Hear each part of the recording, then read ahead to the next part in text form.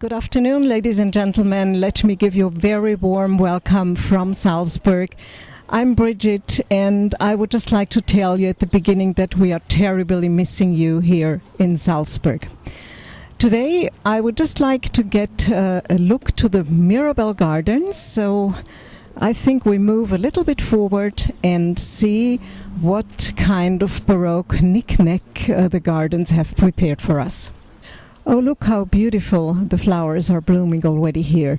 We have a lot of pansies. This is always the first flower planted in spring, as even if it freezes during the night, the pansies still survive that. So they are the first one and the last flowers of the year. And beside we have a most wonderful Japanese cherry tree blooming. This is just wonderful.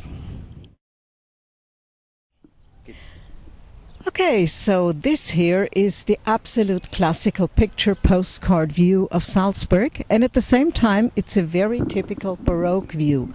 Baroque works with the whole things, with the whole program, and very often with perspectives. And in Baroque gardens, very often in the middle you have a sort of axis, like you can see here. But on both sides you have flowers, balustrades, symmetrically ordered. The axis goes through something which in this case is a fountain, and seen from here the fountain ends up exactly between the two towers of the cathedral, and then the whole thing is crowned by the fortress. So you have a complete artwork really, and even a little optical trick, because from here you've got the impression as if the cathedral would be at the end of the gardens. Isn't that right? In reality, it is on the other side of the river. Many streets, houses, even the river are between us and the cathedral.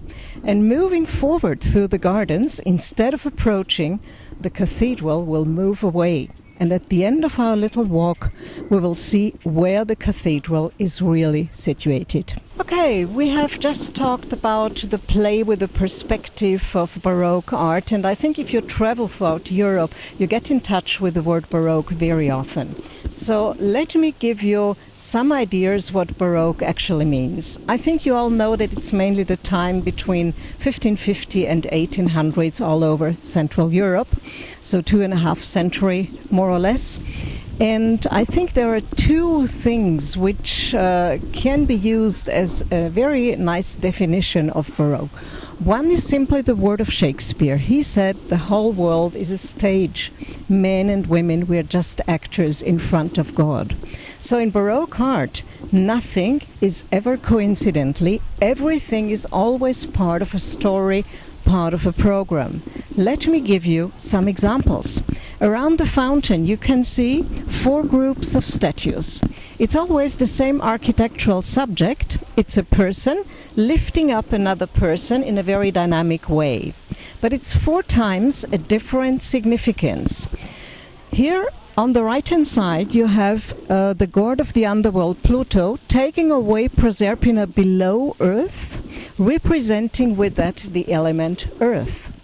If you look to the other side, you have Paris taking away Helena over the sea. And if you look to Helena's face, she doesn't seem to be too unhappy about that, by the way. And this is the element water. On the left in the back you see Aeneas. He carries his old father Anchises out of the burning city of Troy, which represents the element fire.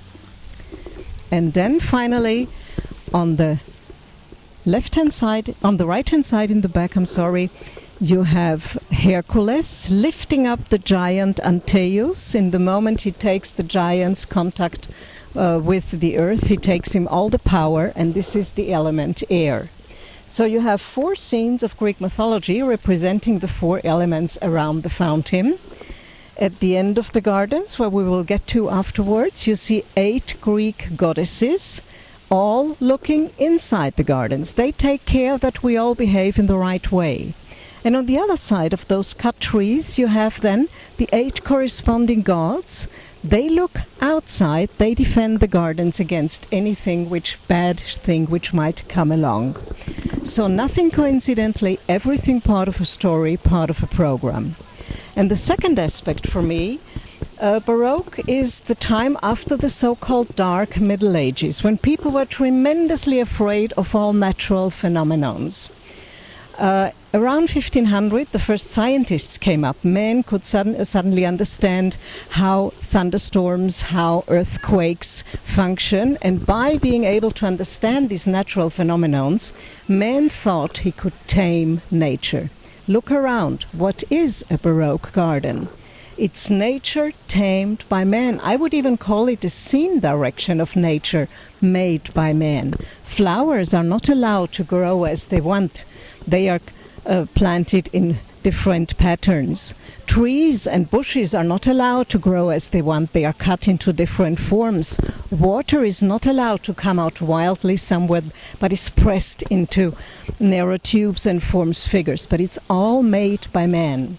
Imagine, people thought at those times that God had left us an unperfect nature and that he had created man in order to perfectionize nature. Quite a strange way of thinking for our way of thinking today, isn't it? Okay, so we have finally arrived at the end of the gardens. Here you can see what I already mentioned before, the 8 Greek goddesses, 4 of them here, looking inside the gardens. And if you look behind those winter linden trees, you see the 8 corresponding gods. You just see their back. They look outside defending the gardens against any bad thing. Well, and I would like to say goodbye to you with a special phenomenon I mentioned at the very beginning. Remember how close the cathedral seemed to be to the gardens. And now, look there again. Look where the cathedral has gone to. Here you can see where it is in reality. Walking, it would still be about 20 minutes from here to reach the cathedral. And this is the typical Baroque knick-knack, the Baroque play with a perspective, play with different things around. And with that, I look very much forward to seeing you one day here in Salzburg.